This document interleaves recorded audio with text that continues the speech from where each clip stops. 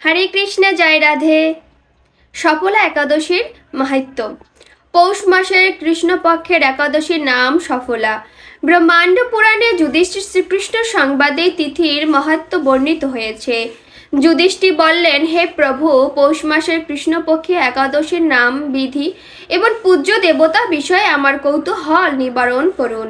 শ্রীকৃষ্ণ বললেন, হে মহারাজ, আপনার প্রতি স্নেহবশত সেই ব্রত কথা বিষয়ে বলছি। এই ব্রত আমাকে যেরকম সন্তুষ্ট করে, বহু দান দক্ষিণাযুক্ত যজ্ঞাদি দ্বারা আমি সেরকম সন্তুষ্ট হই না। তাই যত্ন সহকারে এই ব্রত পালন করা কর্তব্য। পৌষ মাসের কৃষ্ণপক্ষী একাদশীর নাম সফলা।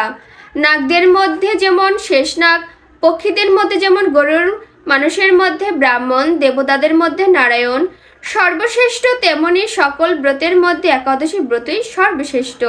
হে মহারাজ, যারা এই ব্রত পালন করেন তারা আমার অত্যন্ত প্রিয়। তাদের এই জগতে ধনলাভ ও পরজগতে মুক্তি লাভ হয়। হাজার হাজার বছর তপস্যার যে ফল লাভ হয় না, একমাত্র সফল একাদশীতে রাত্রি জাগরণের ফলে তা অনায়াসে প্রাপ্ত হওয়া যায়। হরে কৃষ্ণ। মহিষ্মত নামে এক রাজা প্রসিদ্ধ চম্পাবতী নগরে বাস করতেন।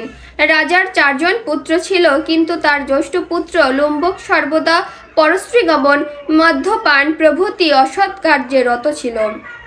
সে সর্বক্ষণ ব্রাহ্মণ, বৈষ্ণব ও দেবতাদের নিন্দা করত। পুত্রের এই আচরণে ক্ষুব্ধ হয়ে রাজা তাকে রাজ্য থেকে বার করে দিলেন। স্ত্রী, পুত্র, পিতা মাতা, আত্মীয় স্বজন পরিত্যক্ত হয়ে সে গভীর বনে প্রবেশ করল। সেখানে কখনো জীব হত্যা, আবার কখনো চুরি করে জীবন ধারণ করতে লাগলো। কিছুদিন পরে একদিন সে নগরে প্রহরীদের কাছে ধরা পড়ল, কিন্তু রাজপুত্র বলে সেই অপরাধ থেকে সে মুক্তি পেল। পুনরায় সে বনে ফিরে গিয়ে জীব হত্যা, ফলমূল আহার করে দিন যাপন করতে লাগলো। ওই বনে বহু বছরের পুরানো একটি বিশাল অশ্বত্থ বৃক্ষ ছিল। সেখানে ভগবান শ্রী বাসুদেব বিরাজমান বলে বৃক্ষটি দেবত্ব প্রাপ্ত হয়েছে। সেই বৃক্ষতলে পাপ বুদ্ধি লুম্বক বাস করত। বহুদিন পর তার পূর্বজন্মের কোনো পুণ্য ফলে সে পৌষ মাসের দশমীর দিনে কেবল ফল আহারের দিন অতিবাহিত করল। কিন্তু রাত্রিতে অসহ্য শীতের প্রকোপে সে মৃতপ্রায় হয়ে রাত্রি যাপন করল। পরের দিন সূর্যোদয় হলেও সে অচেতন হয়েও পড়ে রইল। দুপুরের দিকে তার চেতনা ফিরল। ক্ষুধা নিবারণের জন্য সে অতি কষ্টে কিছু ফল সংগ্রহ করল। এরপর সেই বৃক্ষতলে এসে পুনরায় বিশ্রাম করতে থাকল।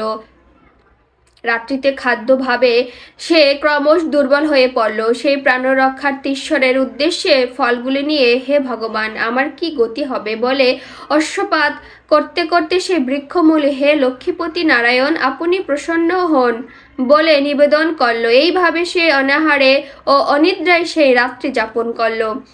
ভগবান নারায়ণ সেই পাপী লুম্বকের রাত্রি জাগরণকে একাদশীর জাগরণ এবং ফল অর্পণকে পূজা বলে গ্রহণ করলেন।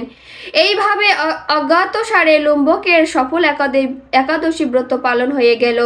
প্রাতঃকালে আকাশে দৈব বাণী হলো, হে পুত্র, তুমি সফলা ব্রতের পূর্ণ প্রভাবে রাজ্য প্রাপ্ত হবে। সেই দৈববাণী শোনা মাত্র লুম্বক দিব্য রূপ লাভ করল। তার পাপ বুদ্ধি হলো, সে পুনরায় নিষ্কটক রাজ্য লাভ করল। স্ত্রী পুত্র সহ কিছুকাল রাজ্য সুখ ভোগের পর পুত্রের ওপর রাজ্যের ভার দিয়ে সে সন্ন্যাস আশ্রম গ্রহণ করল। অবশেষে মৃত্যুকালে সে অভয় ভগবানের কাছে ফিরে গেল।